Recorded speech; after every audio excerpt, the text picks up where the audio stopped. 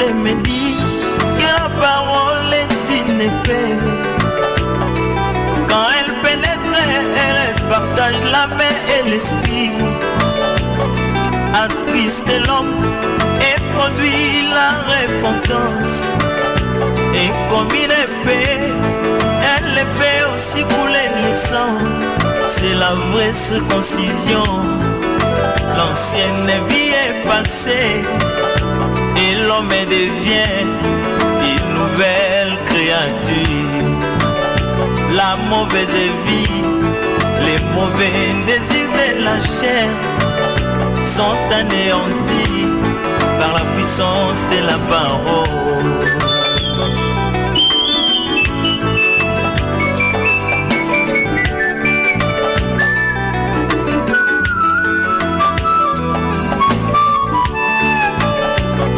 J'ai vu Pierre après la vision du Saint-Esprit.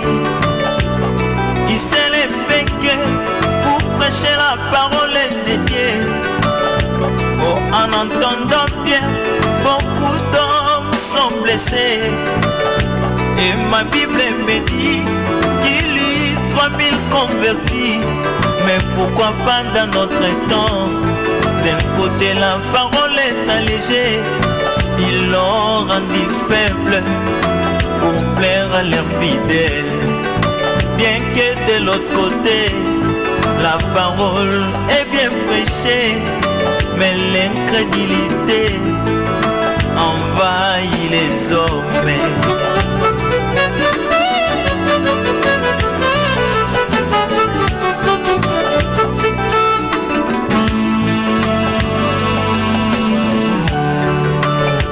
Oh, ma Bible me dit que la parole est un juge, car les juges les sentiments, les pensées du cœur de l'homme. Mais si c'est les mots aussi est prêché selon la sainte doctrine, et c'est aujourd'hui que le jugement de Dieu s'abat dans l'église. Mais beaucoup de personnes fuient ces jugements pour s'attacher aux paroles des matériels.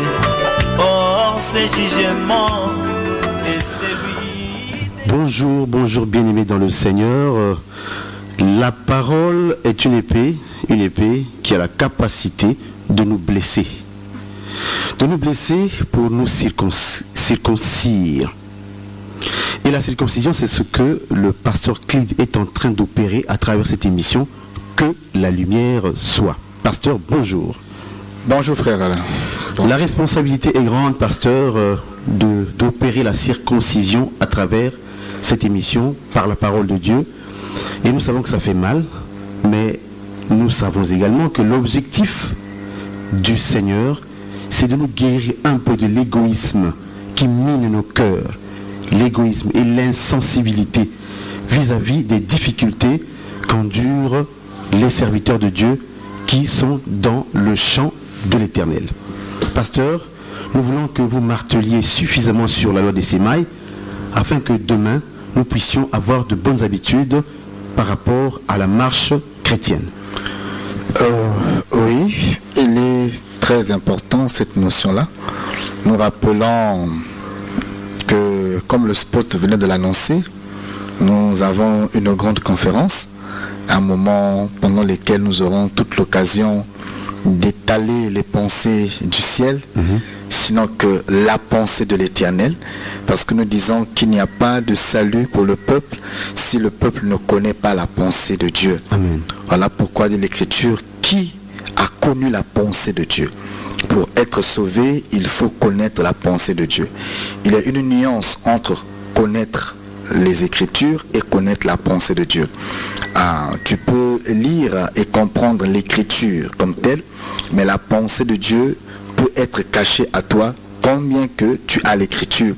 Parce qu'on ne va pas oublier que la lettre tue. Mais ce qui vivifie, c'est l'esprit. L'esprit, c'est l'interprétation, sinon la pensée de l'Écriture, donc la pensée du Seigneur. Il y a l'Écriture et la pensée de l'Écriture. C'est très important. Et donc nous sommes là pour révéler la pensée de l'Écriture, ou encore la pensée des Écritures.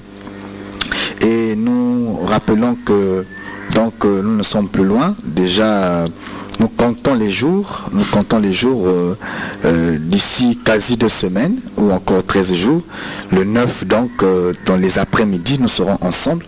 C'est une conférence, c'est vrai, mais elle aura lieu dans les après-midi pour permettre à tout le monde d'être là, ceux qui vont au travail, ceux qui vaquent à d'autres occupations. Et nous avons tous le temps d'aménager le temps, au moins pour cette fin de semaine-là, et être ensemble pour la cause du royaume et pour la cause du ciel.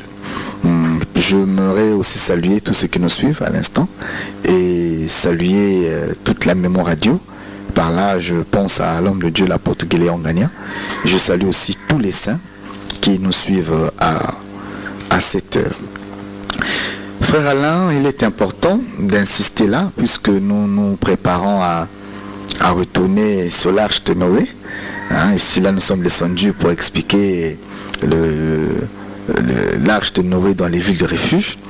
Nous sommes donc, on s'est attelé là sur la calvitie d'Élysée et on a voulu comprendre l'honneur qu'on devait rendre à Élysée, donc au ministre de la parole, au temps où nous sommes. Et nous avons expliqué que l'honneur, c'est rendre à l'homme de Dieu son dû. Et donc, parce que Dieu qui est Père a dit un jour, si je suis Père, où est l'honneur qui m'est dû? Et l'honneur dont Dieu réclamait, c'était donc les offrandes, parce qu'il expliquait ça encore dans la suite des versets, au verset 14 par exemple de Malachie chapitre 1. Dieu explique ce qu'il appelle lui honneur. Et Paul aussi est revenu, quand il explique le double honneur, il a présenté le double honneur comme étant le salaire de l'ouvrier. C'est très important, et nous avions dit que l'ouvrier, à la lumière des Écritures, c'est le ministre de la parole, autant où nous sommes. Et donc, nous nous apprêtons, certainement cette semaine, on risquera de mettre un point virgule sur cette parenthèse, et nous allons retourner pour expliquer le mouvement de l'arche, à repartir pour expliquer, toucher le mouvement, soit des animaux ou encore des oiseaux dans l'arche. Mais nous parlerons soit des 2 oiseaux, parce que nous avons observé leur mouvement. On pourra expliquer le mouvement des 2 oiseaux, ou encore nous expliquerons le mouvement donc des animaux en général. Ça dépendra comment l'esprit nous conduira. Voilà. Mais pour ce matin, frère Alain, nous voulons rappeler au peuple une écriture que nous avons eu le temps de citer au début de ce programme. C'est 2 Timothée, 2 Timothée chapitre 3 verset 16. Ce texte nous donne un principe vraiment important pour tout enfant de Dieu, amoureux de la parole, citoyen céleste, dans le second épître de Paul à Timothée, au verset 16. Écoutez ce que dit l'Écriture. 3, je vais dire, verset 16. 2 Timothée 3, verset 16. L'Écriture dit: toute écriture est inspirée de Dieu et utile pour corriger, pour convaincre, pour enseigner. Donc je reviens. Toute écriture est inspirée de Dieu, utile pour enseigner, pour convaincre, pour corriger, pour instruire dans la justice, afin que l'homme de Dieu soit accompli et propre à toute bonne œuvre. Donc nous comprenons ici qu'un homme de Dieu accompli, ce n'est pas avec, comme on dit dans l'une de nos langues, tembe ou mbamba. Un homme de Dieu accompli, c'est un homme de Dieu qui prêche sur l'écriture. Un homme de Dieu qui respecte d'abord l'écriture, le contexte de l'écriture, la pensée de l'écriture. Voyez-vous, un homme de Dieu accompli n'est pas celui qui a passé 50 ans de ministère. Non. Tu peux passer beaucoup d'années, mais tu ne prêches pas Christ. Amen. Voyez-vous. D'ailleurs, s'il faut compter les années, et nous avons les églises traditionnelles qui ont bien commencé avant nous, mais qui ne garantissent pas forcément la vérité. Voyez-vous. Donc, nous disons que un homme de Dieu accompli, c'est celui qui prend l'écriture, qui enseigne avec l'écriture, qui prend l'écriture, qui est inspiré des écritures bibliques, qui enseigne avec l'écriture, qui convainc avec l'écriture, qui corrige avec l'écriture et qui instruit dans la justice avec l'écriture.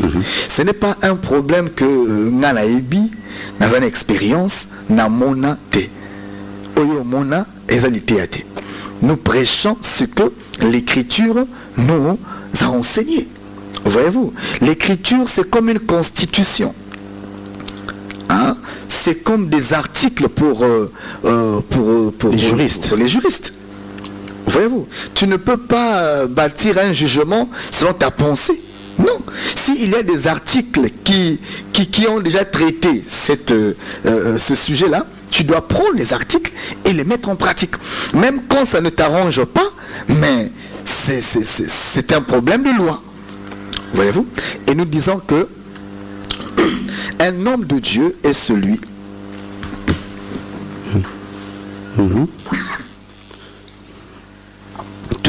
Toutefois, pasteur, il faut préciser que l'enseignement dans l'exactitude. Parce que c'est pas tout que de nous enseigner l'écriture, mais encore, il faut nous l'enseigner avec exactitude. Pasteur. Événement. Béni soit le Seigneur, notre Saint. Peuple de Dieu de la ville de Pointe-Noire, amoureux et amoureuses de la parole de vérité, ceci vous concerne.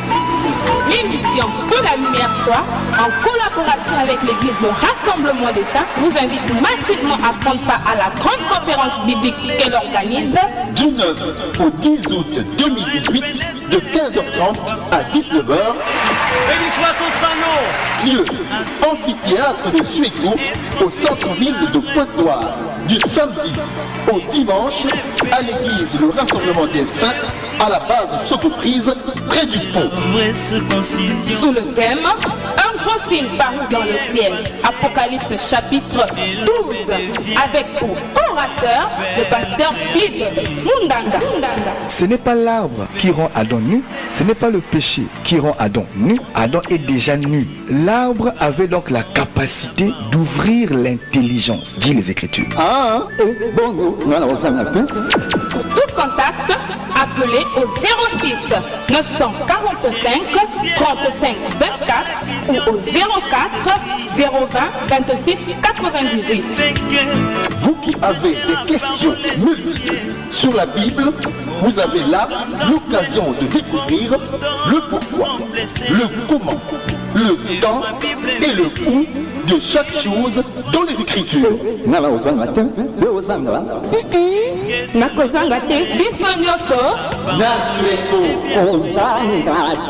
Que Dieu vous bénisse. Zambi kusakumuna beno. Zambé a la Bible.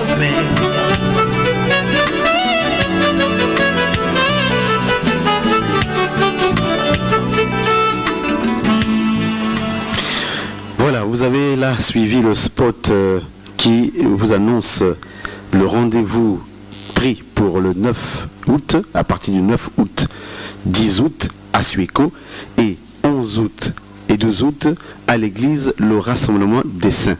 Nous estimons que vous serez nombreux à vouloir écouter l'exactitude de la prédication de la parole par le pasteur Clide Mundanga et le passage biblique c'est l'Apocalypse chapitre 12. Pasteur, après ce spot, nous allons revenir à notre exposé. Vous disiez que un homme de Dieu accompli doit tabler son enseignement, doit tabler son travail d'ailleurs sur l'écriture, principalement l'écriture. Et oui, évidemment, c'est notre livre, c'est notre outil de travail. Et donc, tout ce que nous disons, tout ce que nous faisons doit avoir pour base, supportez-moi, donc la parole écrite. Nous interprétons la parole écrite. Et donc, nous allons prendre le texte dans le livre où nous étions, 1 Corinthiens 9. 1 Corinthiens 9, on va prendre le verset donc 11. 1 Corinthiens chapitre 9 à partir du verset 11. 1 Corinthiens chapitre 9, à partir du verset 11, dira l'Écriture: si nous avons sémé parmi vous les biens spirituels, est-ce une grosse affaire si nous moissonnons vos biens temporels? Précision. C'est bien le frère temporel. Paul qui est en train de parler. Donc nous voyons que l'homme de Dieu aussi sème. Mais ce que l'homme de Dieu ne sème pas comme le peuple sème. L'homme de Dieu sème dans le peuple les biens spirituels. Là, j'aimerais éclairer un point que certains frères prennent souvent, non, de l'Écriture, qui dit que celui qui ne travaille pas ne mange pas non plus. Voyez-vous? Et les gens interprètent parfois pour dire que un homme de Dieu qui ne travaille pas est paresseux.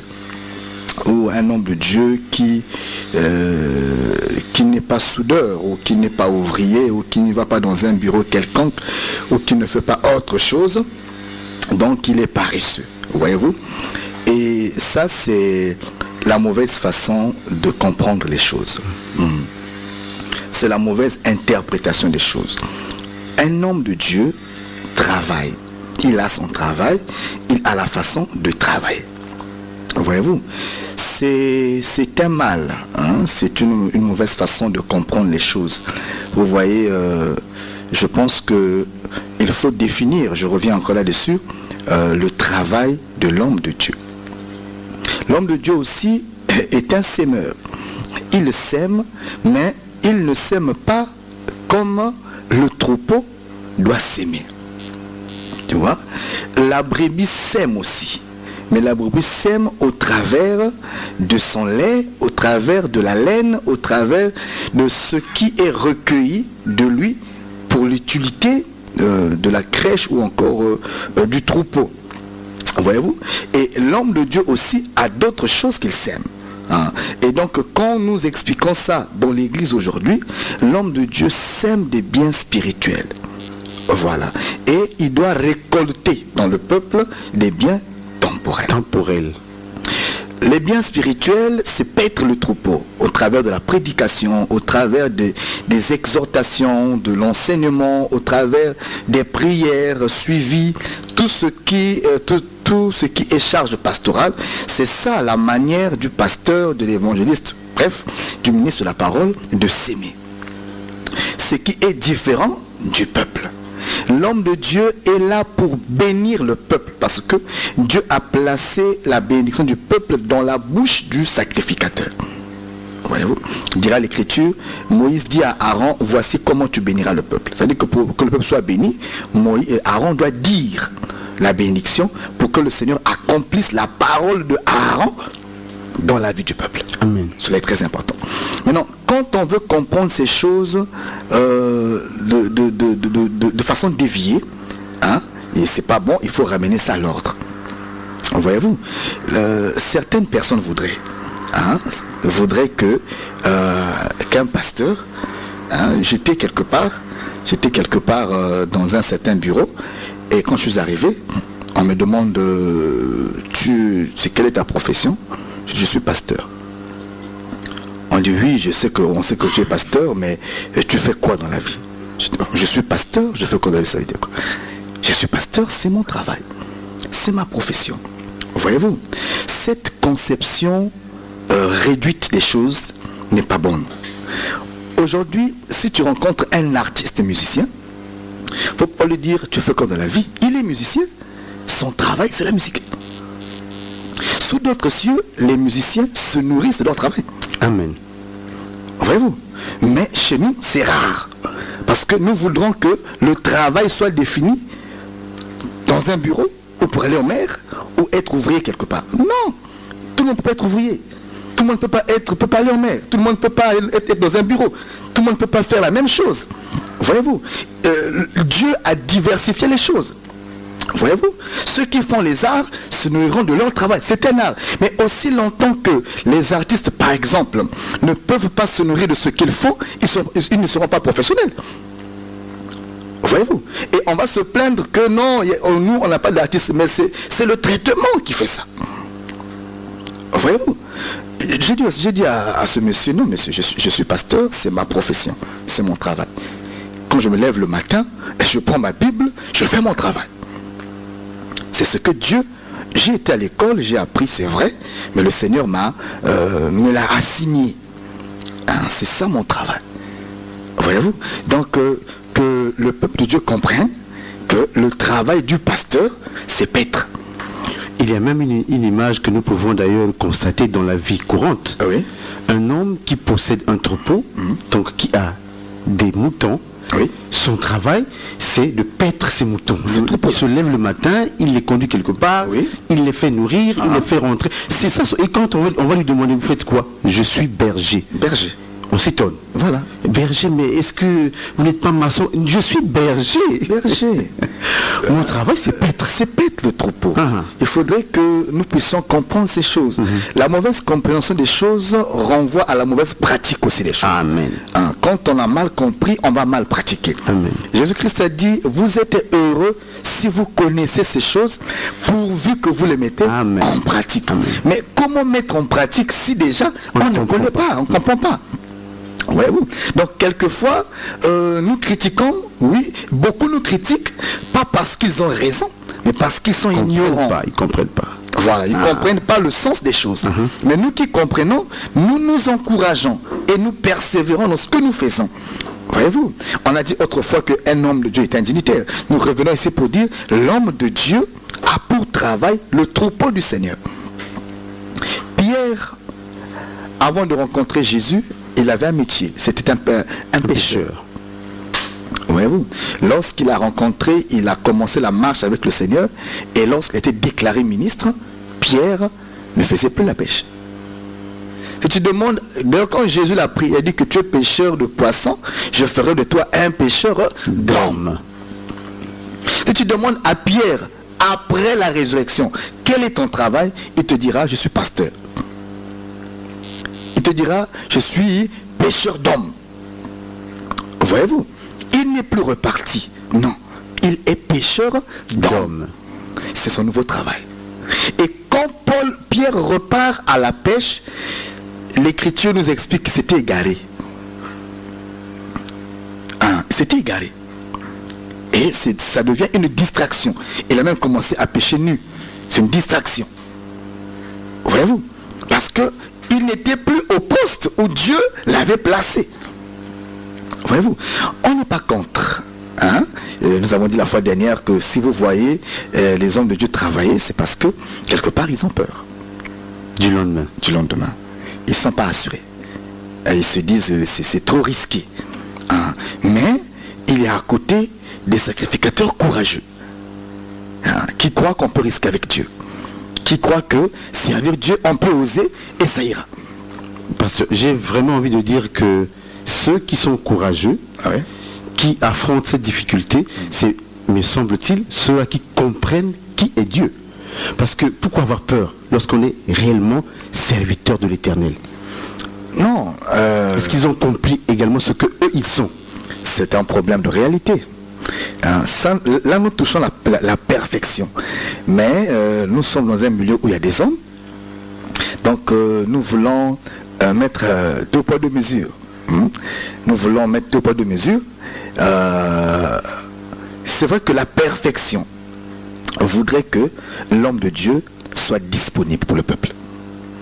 Parce qu'il sera difficile pour un homme de paître un troupeau à point noir alors qu'il doit passer 2 semaines en mer. Amen.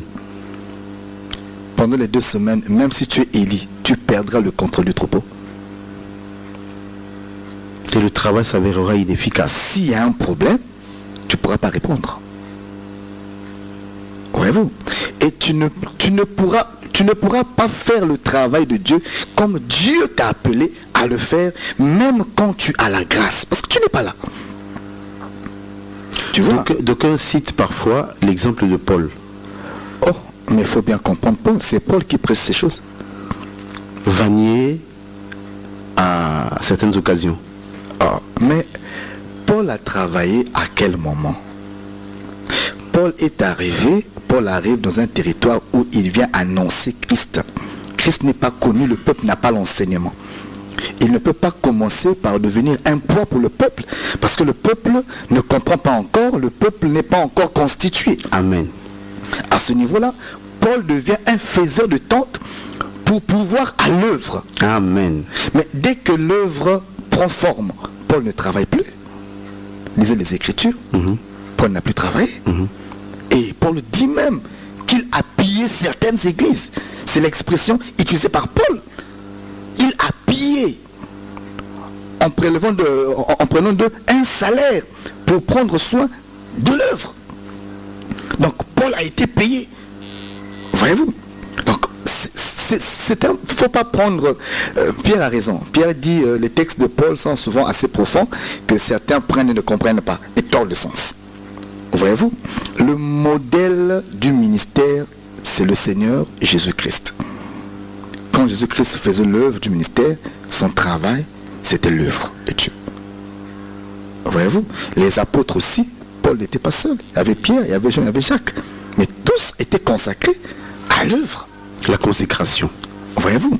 Il est important, frère Alain, que les frères n'aillent pas là-bas. Parce que c'est un territoire où ils vont s'embourber.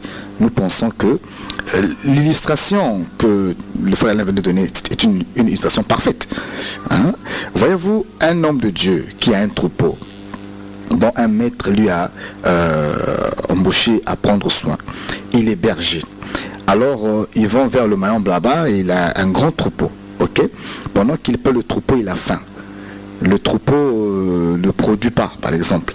Il a faim. Bon, il pense qu'il doit créer un ligablo quelque part pour qu'il vende de temps en temps pour prendre soin du troupeau. Dites-moi un peu, est-ce que cet homme de Dieu, ce berger, je vais dire d'abord, est-ce que ce berger-là pourra bien paître ce troupeau-là? Je ne pense pas. S'il doit quitter le Mayombe pour revenir à Pointe-Noire, vendre ou encore construire la maison de quelqu'un, mais qui est resté là pour paître le troupeau? Le troupeau peut se disperser d'ailleurs. Voilà. Et quand viendra le propriétaire du troupeau, il aura des comptes à rendre. Parce qu'à cause de son ventre, il a abandonné le troupeau. Voyez-vous? Belle illustration, pasteur. Donc nous disons que le troupeau, c'est le travail du pasteur.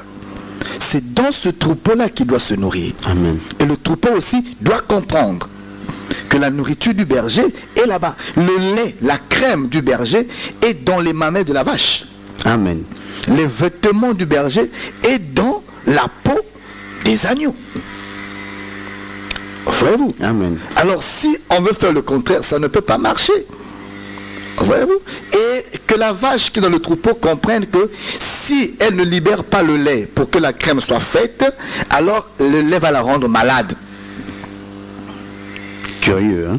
Malade. Il y a des frères qui ont grossi avec le lait parce que le pasteur a bien fait son travail, mais il ne veut pas libérer le lait. Il a beaucoup de mamelles concentrées, mais il ne veut pas libérer le lait.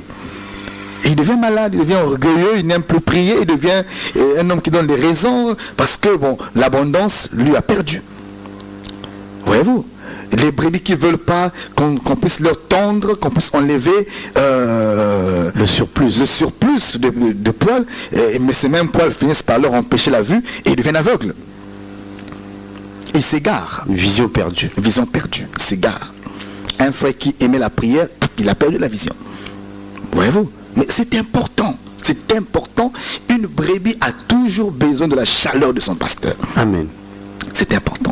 Donc là, nous disons, frère Alain, 2 poids, 2 mesures. Il est important. Ce que je dis, je prends les Écritures. La Bible dit, c'est l'Écriture qui convainc. Il ne faut pas dire non, on a convaincu, on a convaincu, on a les communini. Parce qu'il ne faut pas bouder pour bouder. Des fois,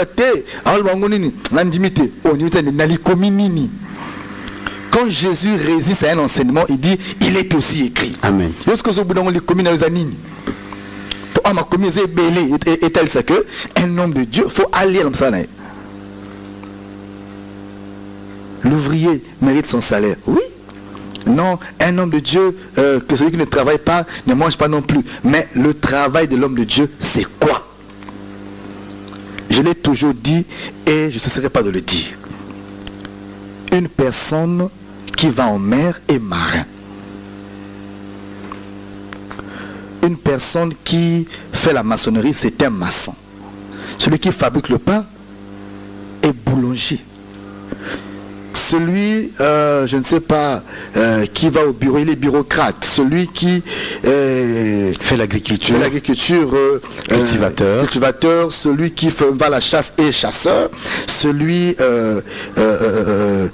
qui va à l'hôpital, qui prend soin des patients, c'est un infirmier, un médecin consort.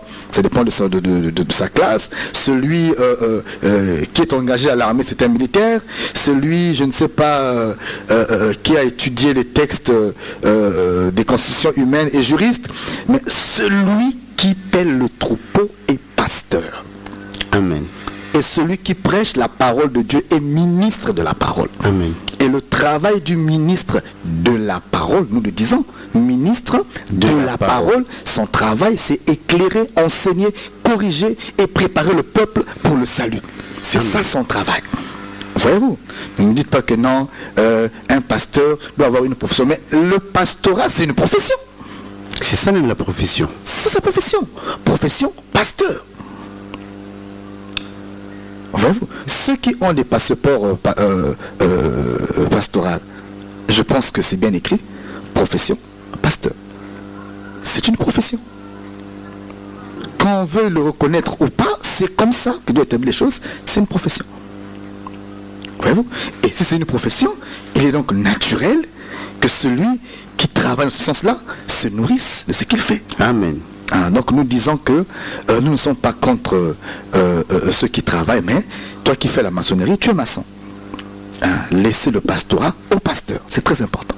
Et nous disons qu'il est important que le pasteur se nourrisse son travail. Maintenant, dans l'autre main, je vais mettre l'équilibre. Quand ceux qui travaillent se rendent compte que ils sont en train de perdre le troupeau est en train de s'étendre, mais le troupeau n'est pas sensible. Et l'homme de Dieu est en train de parler, d'enseigner, mais le troupeau ne comprend pas. J'aimerais juste exhorter au peuple, aux hommes de Dieu, collègues, de faire confiance à Dieu. De faire confiance à Dieu. Non, il y en a d'autres qui ont des charges, qui doivent prendre soin de leur famille, c'est naturel, c'est normal. Nous avons vu dans la Bible, il y a un témoignage comme ça, où les Lévites ont été obligés d'abandonner le temple pour aller travailler quelque part. Et j'aimerais dire que lorsque un homme de Dieu quitte l'église pour aller travailler, je ne sais pas, être embauché quelque part, je ne sais pas comment il faut dire ça autrement, mais c'est une forme d'abandon. Mais dans la Bible, on a vu ça. On a vu ça. Pourquoi? Parce que mais l'homme doit manger.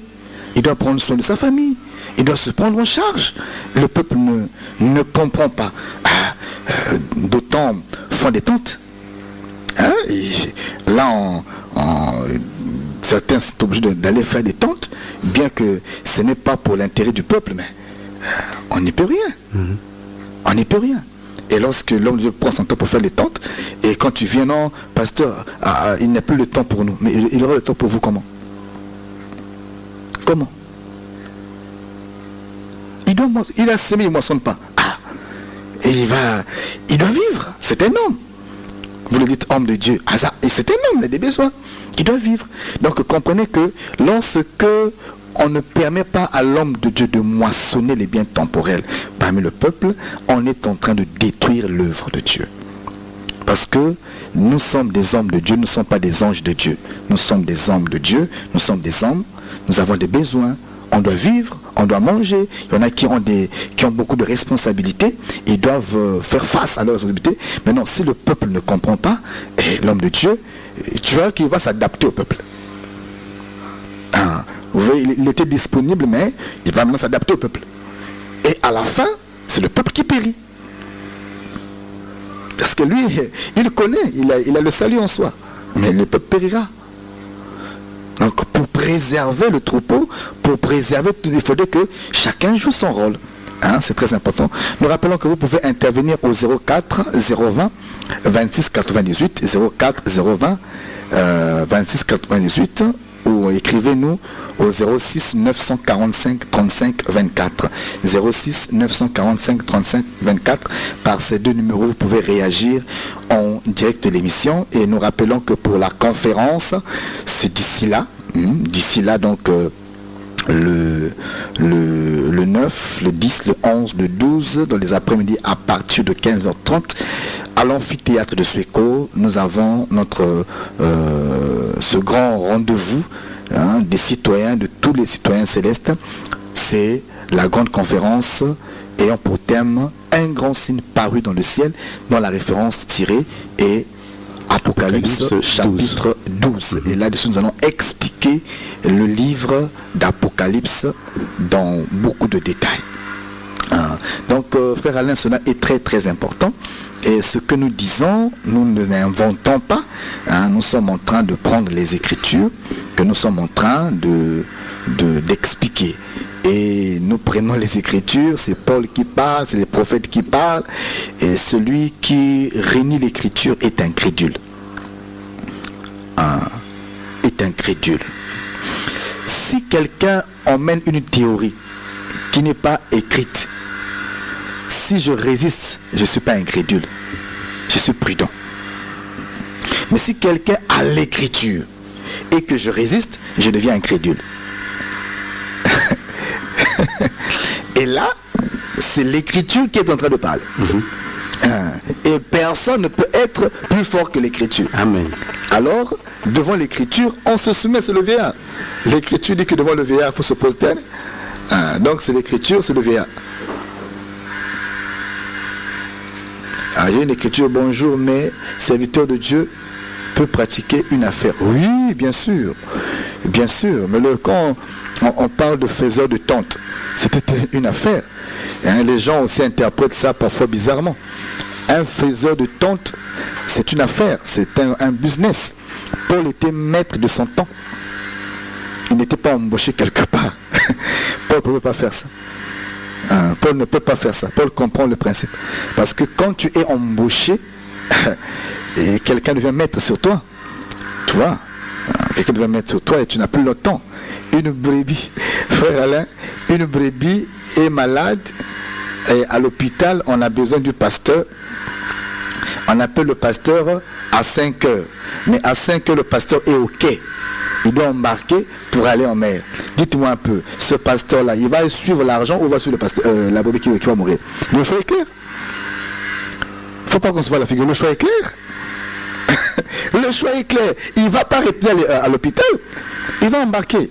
Parce qu'à cet instant-là, il doit rendre à César ce qui est à César. Voilà, pasteur. On ne critique pas. Mais nous sommes en train de présenter ce que dit l'Écriture. Voyez-vous, ce que dit l'Écriture. Et c'est pour dire au peuple, en fait, ne comprenez pas mal ce que nous sommes en train de dire. Nous ne sommes pas là pour porter un jugement aux hommes de Dieu qui vont travailler. Non. Nous voulons faire comprendre au peuple que vous pouvez les empêcher à travailler si vous prenez soin d'eux. Amen. Voyez-vous, il n'est pas ici question de critiquer, mais il est question de couvrir le besoin.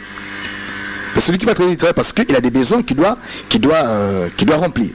Voyez-vous, donc la solution ne serait pas ici, après cette prédication, de critiquer ceux qui travaillent. Non, mais de prendre conscience que si les pasteurs sont arrivés au point d'aller travailler, c'est parce que, évidemment, nous ne leur soutenons pas.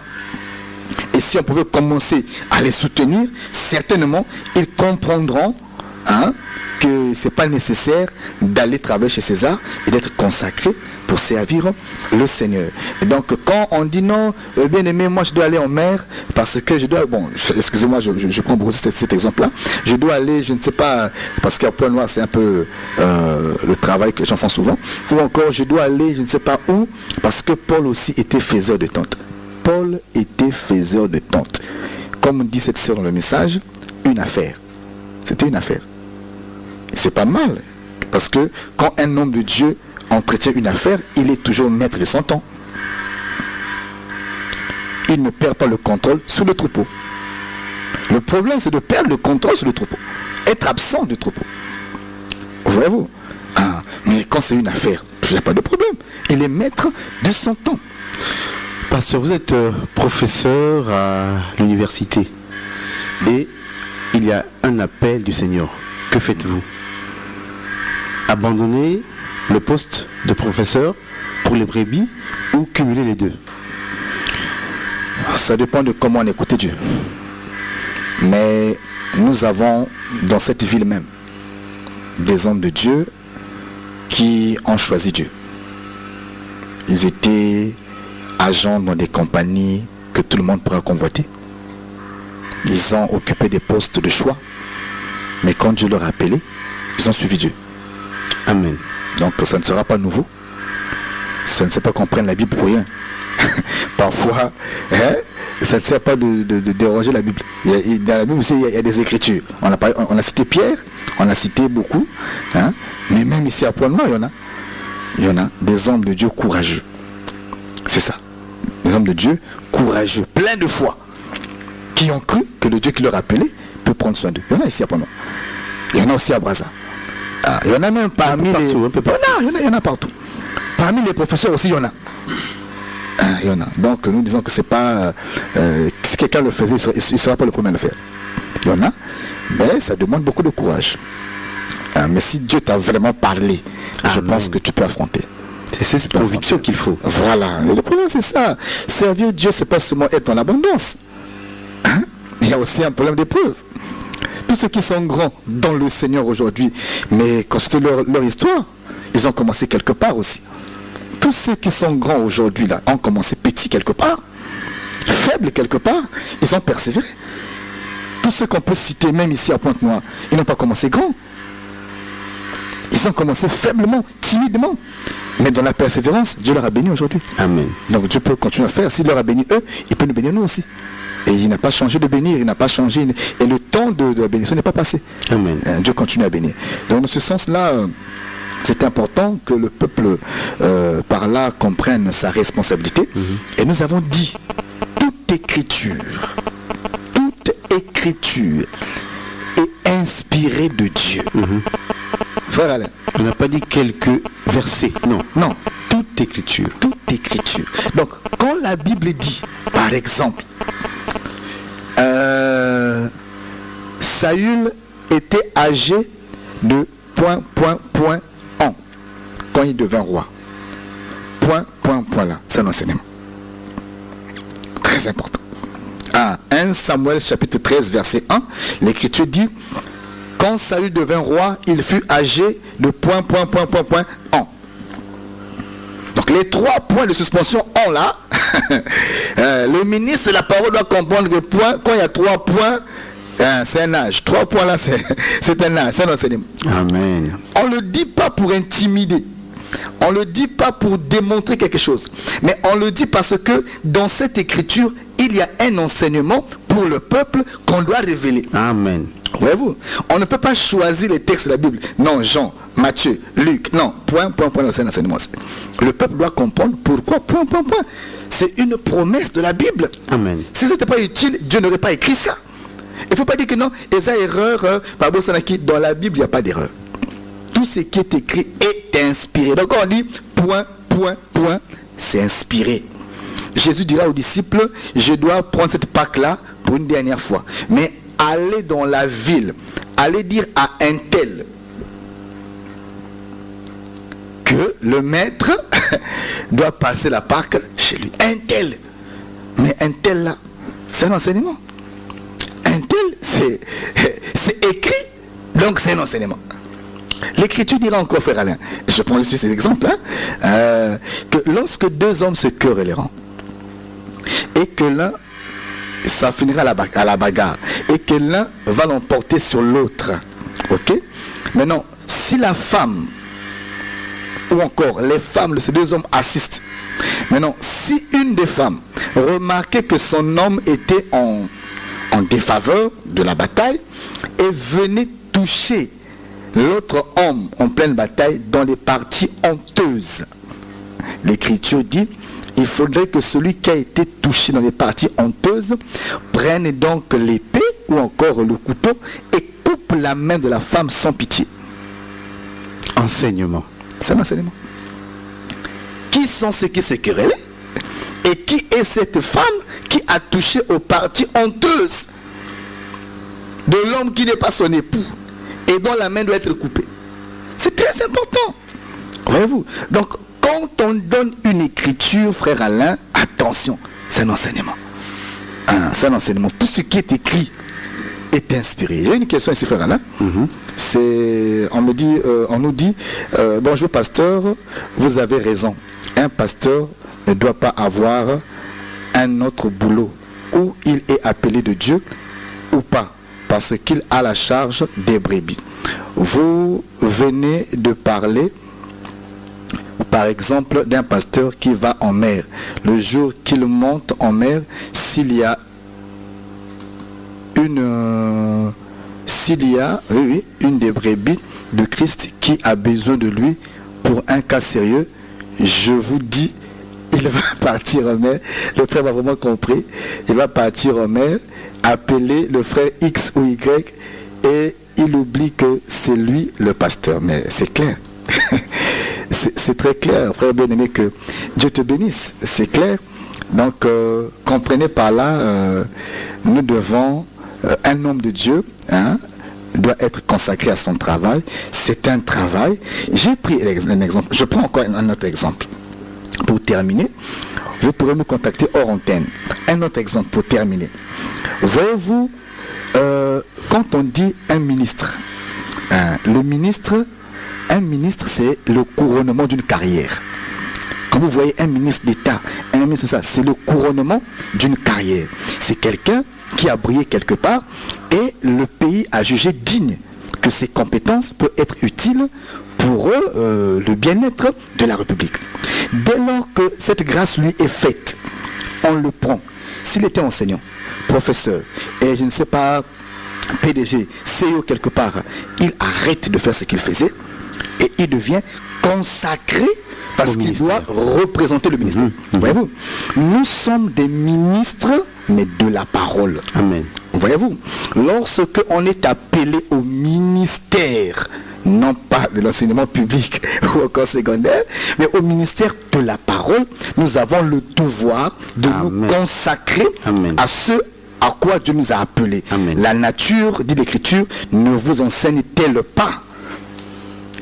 Merci, pasteur Clide Mundanga, pour ces explications, ces lumières apportées dans la parole.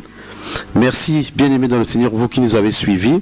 Si nous sommes de Dieu, nous sommes censés dire Amen à la parole, même si elle blesse, mais c'est pour nous guérir.